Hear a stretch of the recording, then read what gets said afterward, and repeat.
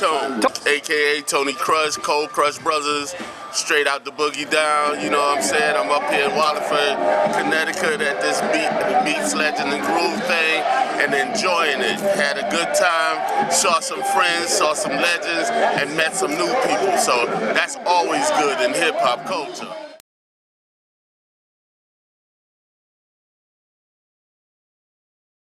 They came to me 2 years ago and asked me about giving them a sound system from the early 70s for the Smithsonian.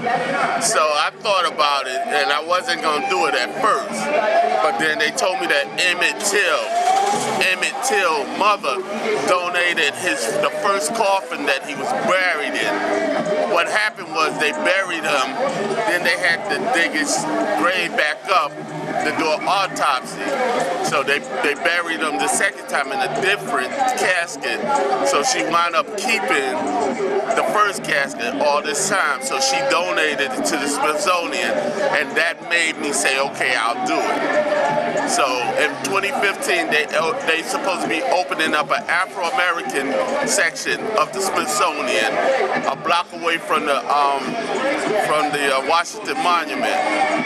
So I gave them equipment, they restoring it. I'm getting ready to do a documentary on it, and I'm gonna pull some of my friends in to do the documentary with me, and you know, hopefully it's there.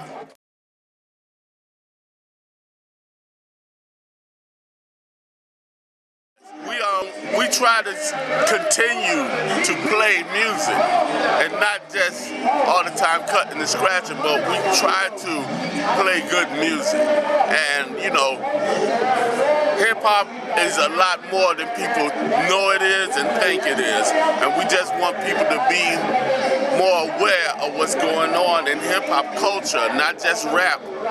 Hip hop culture. You know, we want people to look for the hip hop culture events and come and be blessed by the sounds and the positive and humble people that's dealing with hip hop culture.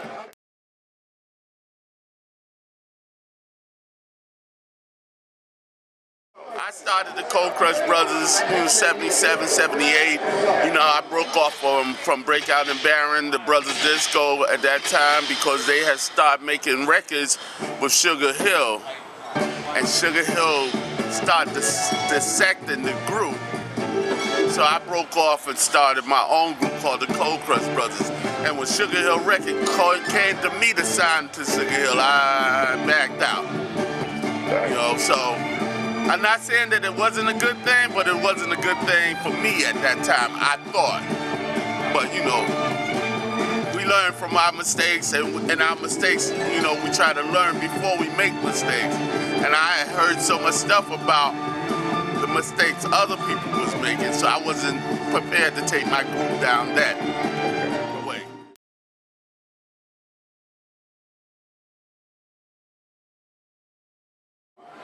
So many people are trying to hide the beginning of hip-hop. When we started hip-hop, we was playing our parents' music.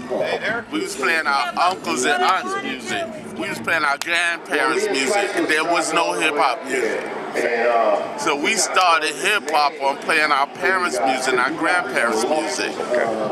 Aretha, Al Green, Dennis Coffey, Bob James, Etta James, Red Earth.